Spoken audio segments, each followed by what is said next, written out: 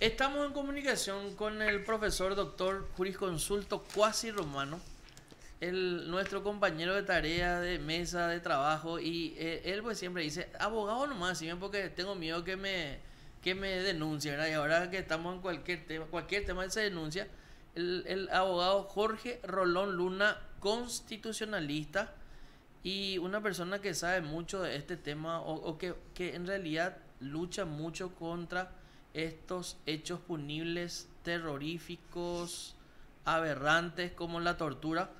¿Qué tal, doctor? ¿Cómo estás? Buen día, doctor.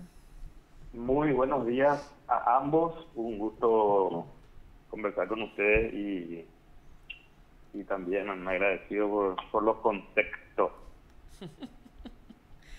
Doctor, estamos Sí, hablando sobre este personaje, yo creo que uno de los más duros de la época de la dictadura en cuanto a las represiones, Eusebio Torres Romero, que ahora está sentado en el banquillo de los acusados después no sé cuánto, después de 35 años, ¿verdad? Eh, en el banquillo de los acusados por el hecho punible de tortura. sí.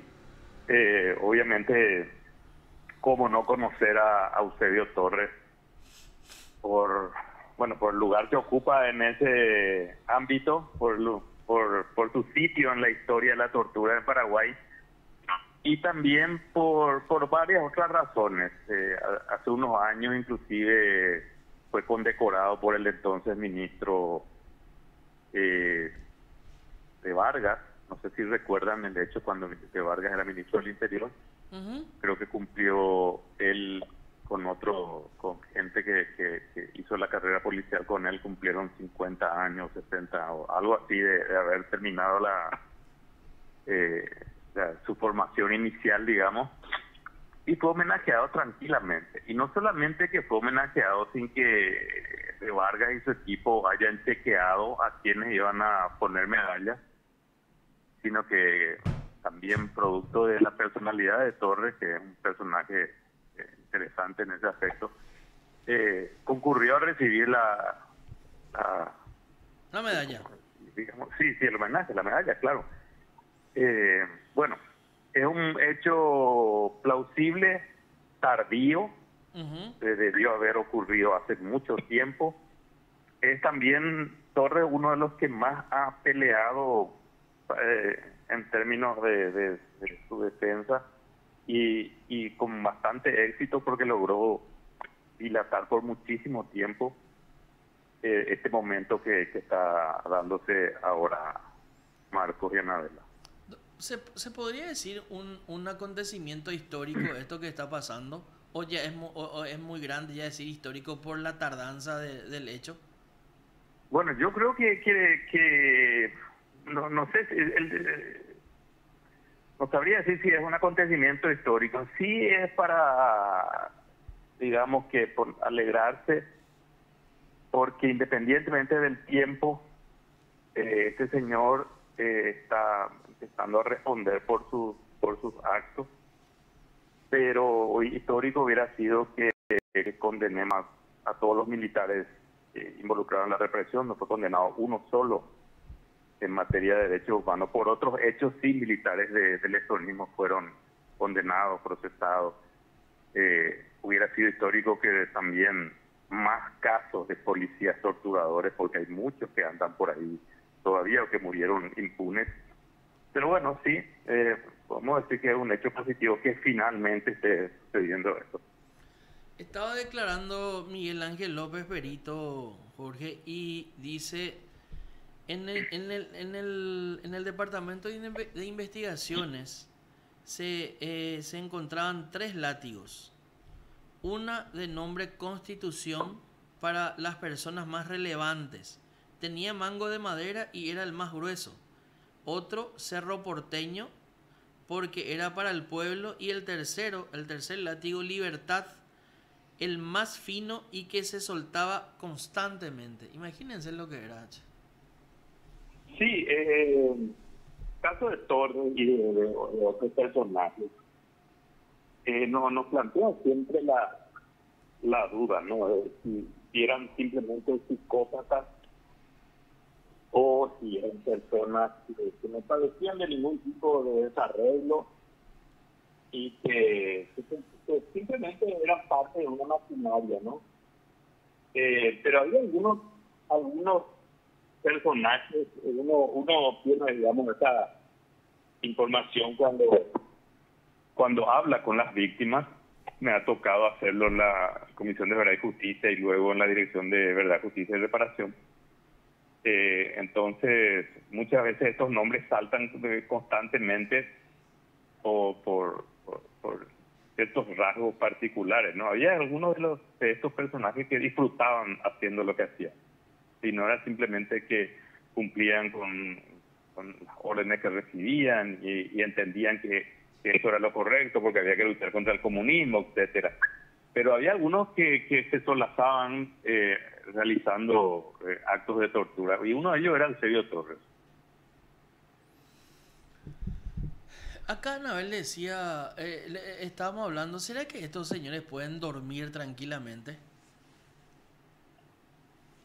El caso de Torres es muy particular. Seguramente ustedes saben que él es vecino del barrio Sajonia. Sí, sí, Fue sí. encontrado varias veces por sus ex víctimas en supermercados y en comercio o caminando por la zona, encarado por ellos. Y, aparentemente este señor, y el hecho de ir a recibir su medalla hace unos años de mano del entonces ministro de Vargas, nos dan la pauta de que el señor cree probablemente hasta hoy día que estaba haciendo lo correcto, ¿sí? Y que violar los derechos humanos, torturar, asesinar, es algo que debe hacerse. No soy psicólogo, no soy psiquiatra, ni mucho menos, pero tengo esa impresión, particularmente en el caso de este señor. Claro, porque o sea, la lógica pues nos dice, si vos estás medio compungido, con temor de que le encuentres en el supermercado... Hola. Hola. Sí. Hola. ¿No escuchás? Ahora sí les escucho Ya. bien. No, y eso de andar por el barrio tranquilamente, ir al súper, a la farmacia, en estas condiciones, o sea, uno puede llegar a esa conclusión que él realmente creía que estaba haciendo lo correcto y que no tiene ningún remordimiento, doctor. Sí, finalmente es una hipótesis, no sabemos cómo él lidia con su conciencia. De alguna manera todos tenemos una mayor o menor conciencia. Hay algunos que las que tienen totalmente anulada, y eso lo ha estudiado también la criminología, la supresión, esa operación mental de suprimir la norma jurídica, de suprimir las normas morales, que permite realizar actos horrendos inclusive. Ahora, uno no sabe si en algún momento del día eso explota o cede esas defensas, o si que sueño o pesadilla tiene Eusebio Torres. Da la impresión de que él está en la idea de que ha hecho lo correcto en su momento, torturando a sus compatriotas. Pero no sabría decir, no sabemos que algún día habría que entrevistarlo. Sí, Marco. sí, yo creo que ¿Qué le sí. parece? Yo creo que es un sentarlo ahí. Yo creo que es un desafío tremendo. Ojalá o nos vamos a su casa, no sé. Sí, vive cerca encima. Por ahí algún día caminando, manejando, le van a encontrar por el barrio. Doctor, ¿a tu parecer Sí. crees que nuestras autoridades de hoy en día todavía tienen hay algún cierto vestigio de lo que fue la dictadura en nuestra sociedad? Bueno, en la sociedad sí, sin duda que quedan vestigios. Yo de todas maneras creo que hay que separar eso. Los vestigios son como la herencia cultural, digamos. Eso existe y una tradición autoritaria que viene no solo del estronismo. Paraguay nunca tuvo democracia hasta el golpe de 1989, entonces eso cala definitivamente. Ahora, que el estronismo siga siendo algo deseable para una mayoría no lo creo, ¿sí? También es cierto que la democracia que hemos tenido a partir de 1989 tiene muchos defectos. Es difícil idealizar a la democracia desde esa perspectiva, pero también la gente se acostumbró a vivir en libertad y no creo que quiera dejar eso, por lo menos en términos mayoritarios. Son dos cosas diferentes. Hay una herencia, sin duda, esa herencia se nota en algunos ámbitos institucionales, como la policía. La policía nunca se desestronizó ni se desmilitarizó. Es una institución hasta hoy día militarizada, y esa visión y esa realidad institucional militarizada viene del estronismo, ¿sí? En otros países la policía es una institución enteramente civil, y acá tenemos todavía esos rasgos de la militarización incluso en la propia ley policial. Y hay otros ámbitos también, como el Partido Colorado, que nunca se van a desestronizar seguramente.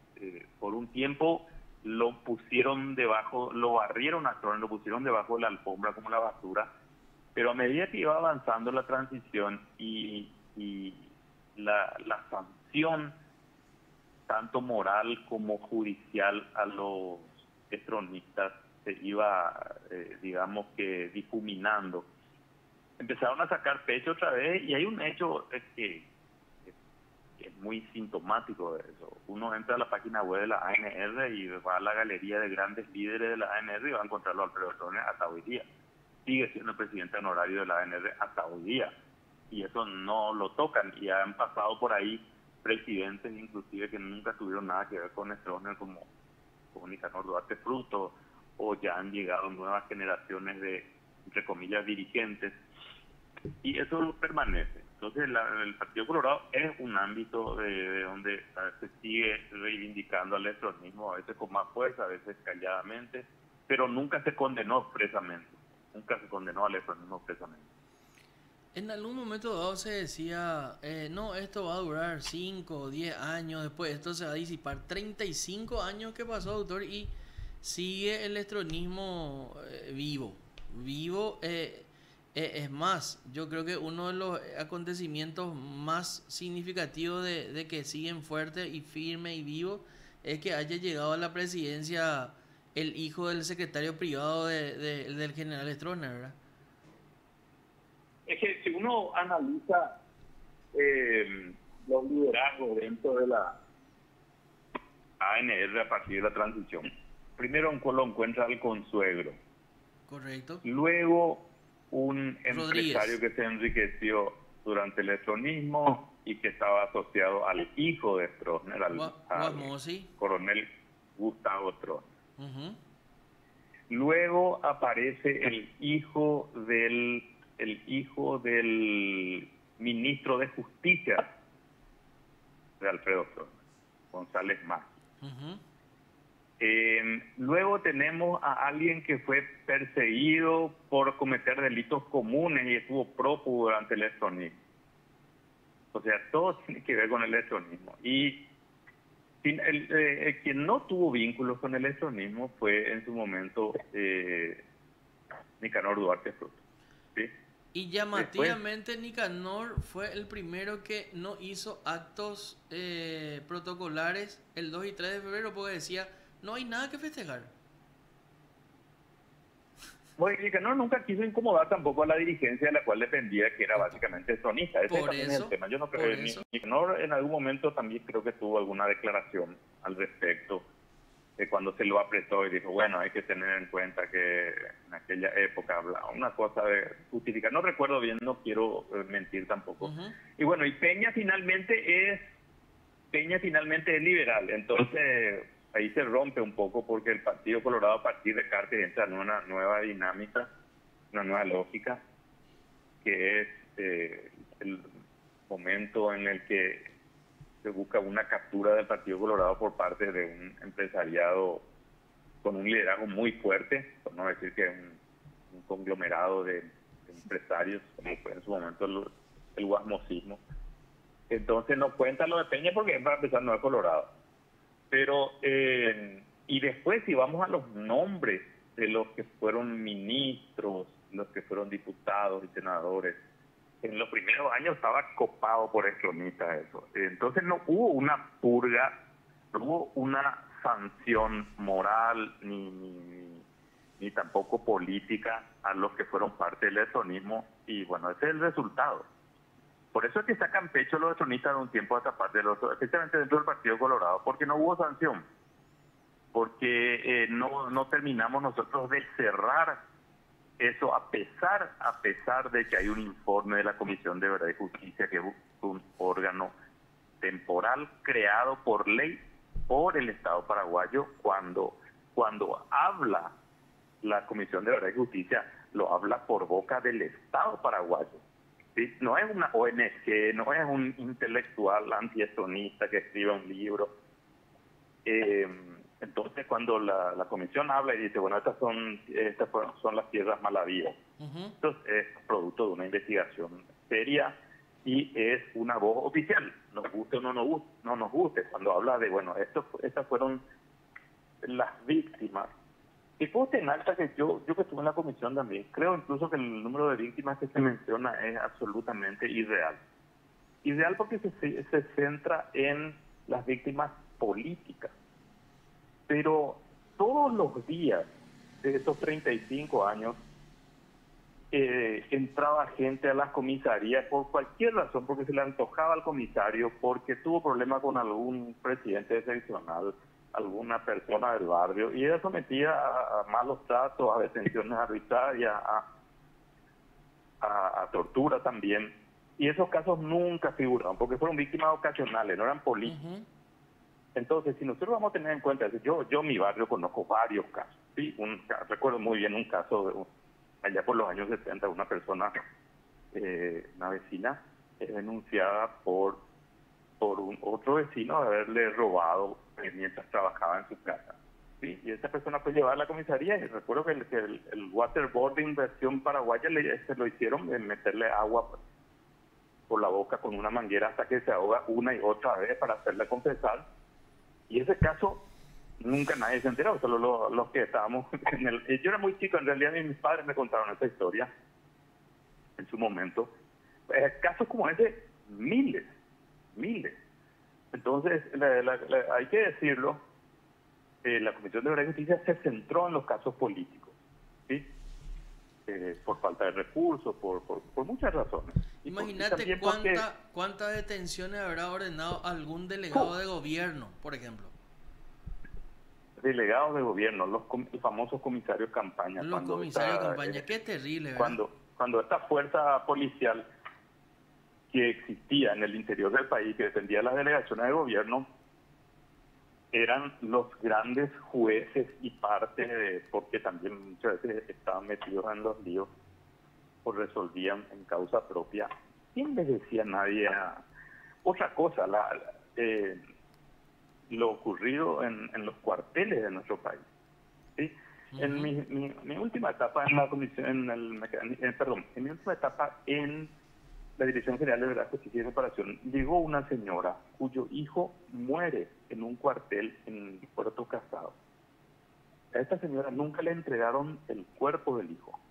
Qué bárbaro. Nunca le contaron exactamente cómo murió, ¿sí? Y luego vino una inundación y supuestamente esa inundación tuvo efectos en el cementerio local y movió las tumbas, etcétera. El señor no sabe dónde está su hijo. Y las veces que intenté investigar se encontraba con que nunca le daban información. Nosotros intentamos en su momento recurrir a archivos del Ministerio del Interior, porque estas alcaldías policiales desaparecieron. Y había gente que hacía el servicio militar en estas alcaldías policiales. Sí. Es algo que se olvida generalmente. Bueno, ahí las violaciones a los derechos humanos y muertes como este caso de este chico que tenía 16 años en el año 1968, cuando muere y le mandan un papel, una nota a la madre, no le permiten y no le dejan nunca ver el cuerpo, le amenazan. En aquella época, imagínense, querer profundizar una investigación como esa. No, era imposible, literalmente. Bueno, casos como estos, mi punto es que casos como estos hay centenas, miles probablemente. Entonces, las violaciones de los derechos humanos durante el estronismo muchas veces se centran en las víctimas políticas.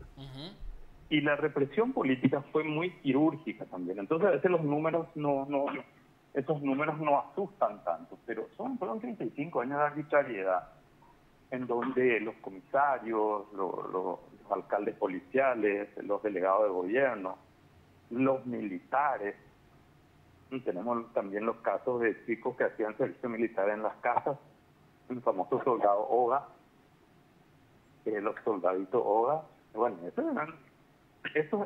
esas situaciones eran propiciatorias de amplias violaciones a los derechos humanos también en su momento, y no están contabilizadas, no están registradas. Claro, el soldadito que era básicamente la persona que se encargaba del quehacer de la casa, el que le, Así mismo. el que le hacía la comida a la señora, el que podaba el pasto, el que Y hacía el trabajaban, mandado, y lo he visto yo con mis propios ojos, trabajaban en las estancias. trabajaba en las estancias. Y otra modalidad, me acuerdo vagamente, eran los constructores de las enormes casas de los militares. Sí. Yo recuerdo un ¿Te caso te de un acordás? vecino nuestro, ya en los años 80, estamos hablando ya en la etapa En final del esa sonismo.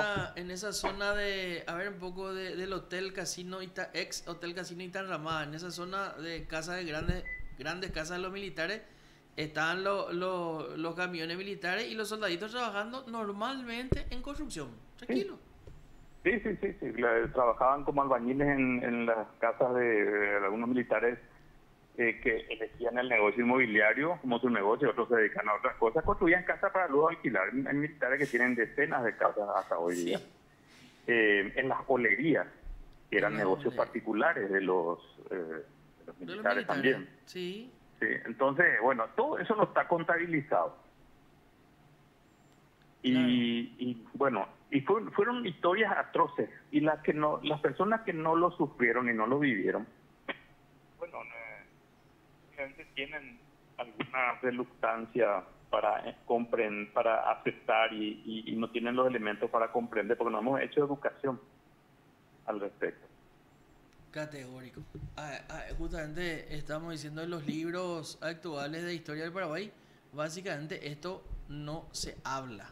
No existe una mención de todas estas barbaridades que se cometieron a lo largo de esos 35 años de dictadura y de represión.